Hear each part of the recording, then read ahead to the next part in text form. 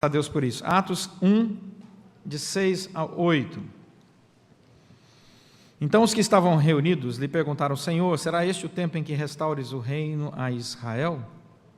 Jesus então responde: Não vos compete conhecer tempos ou épocas que o Pai reservou pela sua exclusiva autoridade, mas recebereis poder ao descer sobre vós o Espírito Santo, e sereis minhas testemunhas, tanto em Jerusalém, como em toda a Judeia e Samaria, e até os confins da terra.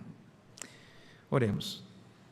Deus, a Tua palavra foi lida, e sem Ti, sem a ação do Teu Santo Espírito, nós não entenderemos a profundidade da Tua vontade, a beleza daquilo que o Senhor quer nos ensinar nessa meditação. Por isso, Senhor, conduze-nos com a Tua graça, em nome de Jesus Cristo. Amém. Irmão, se você me perguntasse qual foi o século mais importante da história cristã, eu diria para você, depois do nascimento de Cristo Jesus, século I, foi o século XIX. O século XIX foi fantástico. Foi no século XIX que Comte pensou os caminhos novos da sociologia. Foi no século XIX que Darwin pensou caminhos novos para a ciência. Tudo no século XIX. Que Marx, por exemplo, escreveu um tratado político que tem dado muito trabalho para todos nós. Foi no século XIX que Freud pensou a mente humana. Foi no século XIX que Napoleão estabeleceu novos princípios de domínio e controle militar. Foi no século XIX que Hegel e Kierkegaard pensaram os caminhos da filosofia. Foi no século XIX que as grandes transformações aconteceram. Na sociologia, na ciência, na política, na medicina, no governo e na filosofia.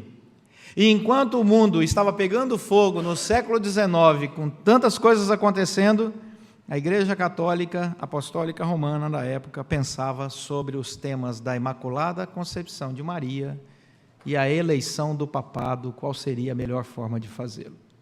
Resultado, o declínio da Igreja Católica entre a discussão da sociedade e o que a Igreja comunicava aos seus fiéis. Quem cresceu então? Quem trouxe as respostas ao coração e ao anseio de uma população que está sendo chacoalhada em tantas áreas por tantos pensadores diferentes.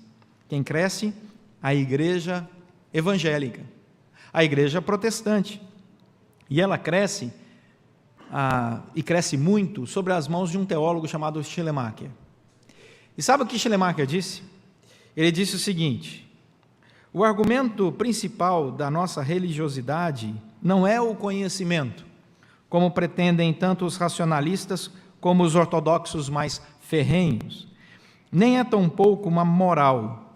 A religião, segundo ele, não se baseia na razão pura, nem tampouco na razão prática ou moral. Nossa relação com Deus se dá na base do afeto.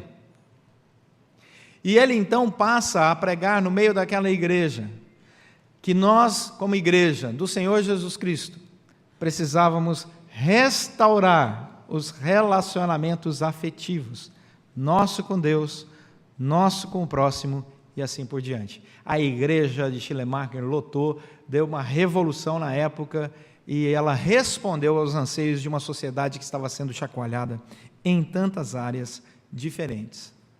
Hoje nós vivemos uma época muito interessante, aonde corremos o risco, como igreja, de darmos as respostas às perguntas que ninguém está fazendo, de sermos irrelevantes no discurso, irrelevantes na prática.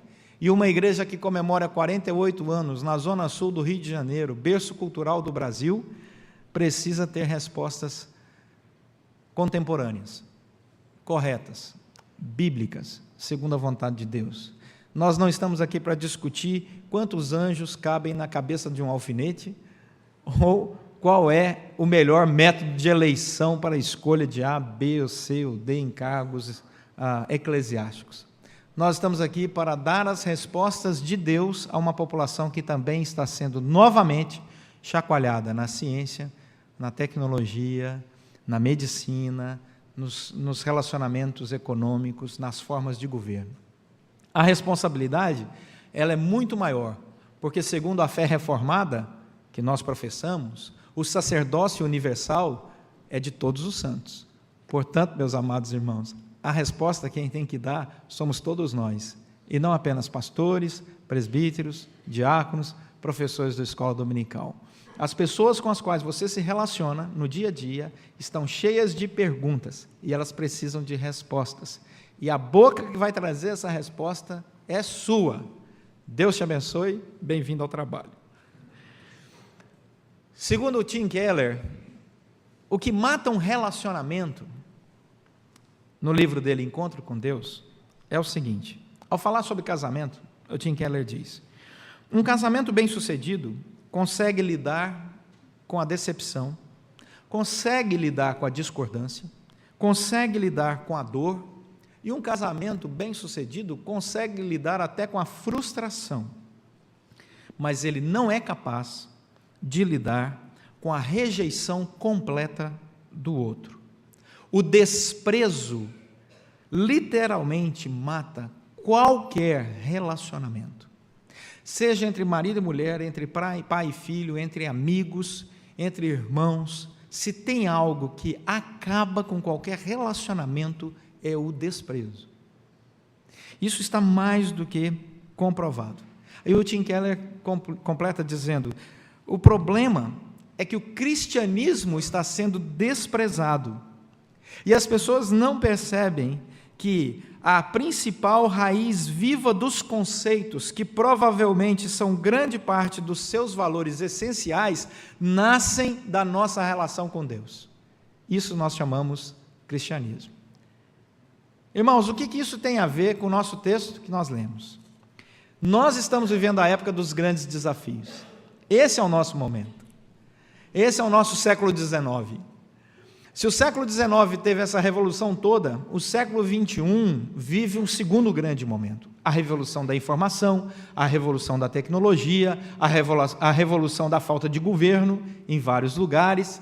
Eu fico imaginando, se você morasse, eu também, nos Estados Unidos, em quem você votaria? Na Hillary Clinton ou no Donald Trump? Meus irmãos, a gente achava que estava ruim, mas eles estão quase pior. O negócio para eles não é fácil. Dá uma analisada no projeto de governo dos dois que vocês vão entender. Pior que isso, foi o resultado ontem da Argentina. Tá bom. Entrevista da Argentina. Ninguém concorda com esse governo, é necessário mudanças. Quem está na frente das pesquisas na Argentina? O candidato da situação. Esse é um momento de incoerências. Como nós vamos enfrentar esse momento politicamente conturbado, de sociedade de informação, de economia instável em tantos lugares, de insegurança em tantas áreas? Como? Qual a resposta nós vamos dar para as pessoas, como igreja? Atos, capítulo 1. A resposta vem quando nós voltamos os nossos olhos para a missão nossa como igreja. A nossa missão como igreja é ser relevante nessa cultura. Mas nós só seremos relevantes nessa cultura se dermos as respostas corretas, as perguntas corretas. Elas não nascem de ideologia política, não nascem de ideologia político-partidária, elas não nascem de uma nova maneira de analisar a sociedade de informação, elas não nascem de padrões sociológicos. A resposta que nós temos que dar como igreja, membros, todos nós, essa sociedade carente, com tantas perguntas, é uma resposta espiritual. Nós não somos um ajuntamento político, nós não somos um clube religioso, nós somos o corpo vivo de Cristo Jesus. E o que nos une é o Espírito Santo de Deus.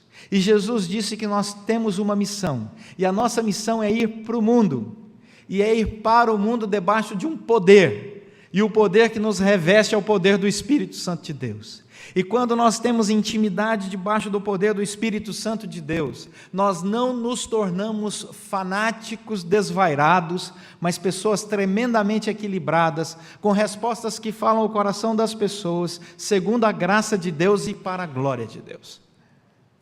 Portanto, temos que voltar àquilo que Jesus Cristo falou aqui em Atos, no capítulo 1, versos 7 e 8. Sabe por quê? Mantenha sua Bíblia aberta. A pergunta das pessoas é simples. Elas estão perguntando qual é o tempo.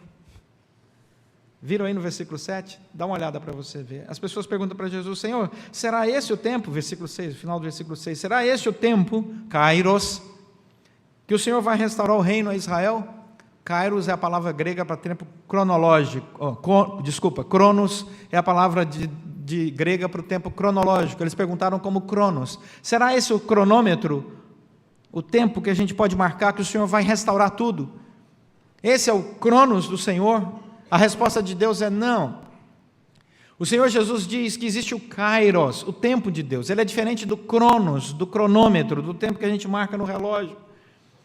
As pessoas estão nos perguntando sobre Cronos e a nossa resposta tem que ser sobre Kairos. Mas só entra no Kairos de Deus, só entra no tempo de Deus, no projeto de Deus, quem se relaciona com Deus espiritualmente, quem entende que a proposta de Deus é no Espírito. Portanto, nós precisamos resgatar a teologia do afeto, o afeto com o Espírito Santo que nos conduz a Jesus Cristo, porque o ministério do Espírito Santo é esse. O ministério do Espírito Santo não é falar dele mesmo, o ministério do Espírito Santo não é desenvolver a nossa intimidade com ele mesmo, o Espírito Santo. A Bíblia vai nos ensinar que o ministério do Espírito Santo é nos conduzir a Cristo, ser lembrados da mensagem de Cristo e aprendermos ainda mais daquilo que Cristo quer falar aos nossos corações. O Espírito Santo, ele é o potencializador. Atos capítulo 1, verso 5 diz: porque João, na verdade, batizou vocês com água, mas vós sereis batizados com o Espírito Santo, não muito depois desses dias. João capítulo 15, verso 26 diz que Jesus, respondendo aos seus discípulos, disse que o Consolador viria, que ele seria enviado da parte do Pai, e o Espírito da verdade, que procede do Senhor, ele daria testemunho não dele mesmo, o Espírito Santo, mas daria testemunho de Cristo. O Espírito Santo dá testemunho de Cristo. E o Senhor Jesus Cristo diz em João capítulo 15, verso 27, que nós também seríamos testemunhas de Cristo Jesus pelo poder do Espírito Santo. Esse é o momento que nós estamos vivendo. Então, se nós queremos ser relevantes nos nossos relacionamentos, se nós queremos dar respostas para ajudar as pessoas, abençoar vidas, temos que cumprir aquilo que está em João capítulo 16, verso 13. Quando, porém, vier o Espírito da verdade, ele vos guiará a toda a verdade, porque não falará por si mesmo, mas dirá tudo o que tiver ouvido e vos anunciará as coisas que hão de vir. Meus irmãos, nós estamos vivendo esse momento e o desafio para a nossa igreja como um todo é desenvolver a nossa intimidade com o Espírito Santo de Deus. Como? Oração, leitura da palavra, comunhão na igreja, tempo junto de reflexão, adoração. É na Gávea que nós nos encontramos. Senso de pertencimento e identidade. Essa sociedade que está aí fora está querendo tirar de todos nós identidade. Identidade até de gênero. Até de gênero. Essa sociedade aí fora quer tirar a sua identidade e a minha identidade. Quer nos fazer ter vergonha da nossa identidade. E nós não vamos aceitar isso, porque quem testifica nossa identidade dentro de nós, Romanos capítulo 8, verso 14 a 17, quem é? O Espírito Santo de Deus. Eu sei quem eu sou. Sou brasileiro de estatura mediana, gosto muito de fulana, e é a fulana que me quer, graças a Deus, né? Lembra dessa música? Nós precisamos voltar para a nossa identidade. Espiritualmente, deixa o Espírito Santo falar ao seu coração. Fomos pessoas e somos pessoas resgatadas, criadas por Deus e resgatadas por Deus. Não somos melhor do que ninguém, mas nós sabemos quem nós somos.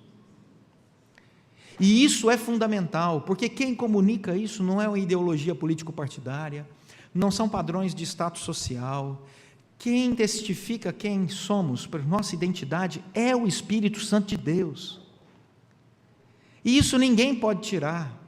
E com base nessa identidade, cristãos estão sendo mortos hoje no mundo inteiro por intolerância religiosa, pelo simples fato de não negarem a sua identidade. Mas nós temos uma missão. E o texto diz que o Espírito Santo que nos dá isso, essa identidade, olha o que diz o verso 8, ele nos dá poder. Portanto, nós somos pessoas resgatadas pelo poder de Deus e temos o privilégio de exercermos poder espiritual. Então, o que coordena a nossa vida, o que nos dirige, os parâmetros de nossa existência, não estão limitados às coisas visíveis, ao que o dinheiro pode comprar, ao que o status pode nos garantir, aos nossos nomes, títulos ou famílias, sobrenomes ou heranças familiares, tradição religiosa qualquer que seja. O que garante quem somos, o que nos dá poder, é o Espírito Santo de Deus, porque o Espírito Santo de Deus foi derramado sobre a igreja, e a igreja tem que estar atenta a esta alegria de exercer o poder do Espírito Santo. Foi lançada uma palavra de maldição contra você, alguém falou alguma coisa contra, ore, descanse, tranquilize, conduza a sua vida debaixo do poder espiritual. Estava atravessando alguma tempestade, seja que for, ore, descanse, creia no Senhor, nas coisas mais simples. O poder do Espírito Santo foi derramado sobre a igreja, use. Muitas vezes nós não usamos, muitas vezes nós não clamamos. Esses dias eu estava dormindo, 6 horas da manhã, hora que eu sempre acordo, antes do meu relógio despertar, eu ouvi um barulho assim.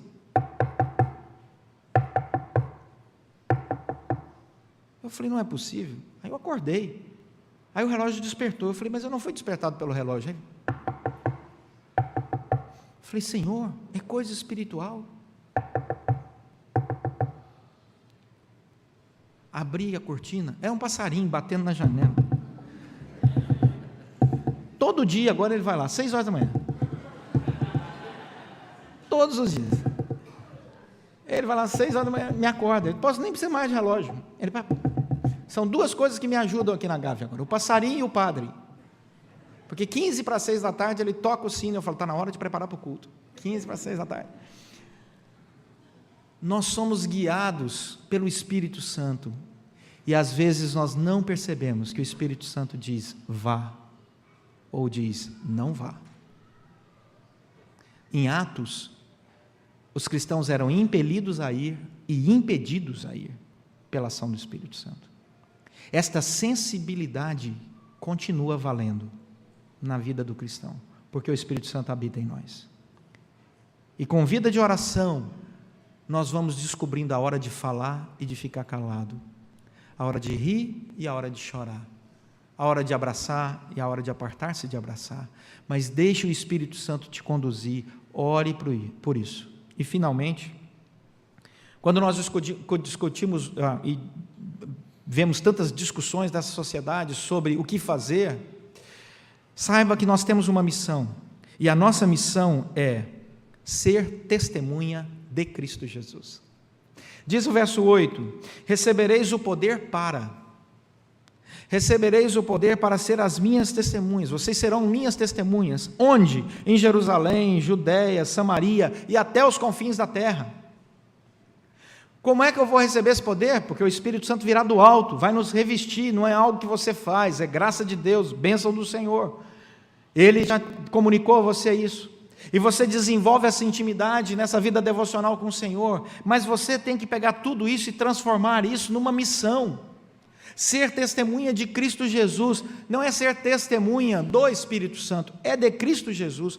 Muitas igrejas se perderam na discussão do Espírito Santo, não entenderam que a questão não é o poder do Espírito Santo, é o que o poder do Espírito Santo nos conduz. Ele nos conduz para sermos testemunhas de Cristo. Então a mensagem da igreja é a mensagem de Cristo, porque Ele que morreu, ressuscitou e voltará. E o Espírito Santo nos convence do pecado, da justiça e do juízo. Esse é o ministério do Espírito Santo. Portanto, nós temos uma missão, porque o que as pessoas estão precisando aí fora é de Jesus Cristo. Eles precisam experimentar a alegria da oração, e de ouvir a resposta de oração, e de ver a resposta de oração de Jesus Cristo. Jesus Cristo está entre nós. Quando 2 ou 3 se reúnem, Ele está entre nós. Quando nós clamamos, Ele se manifesta. Portanto, o que a gente leva para casa ao final dessa breve meditação? E ao falar isso, eu ouvi um glória a Deus, obrigado Senhor, porque o pastor está terminando.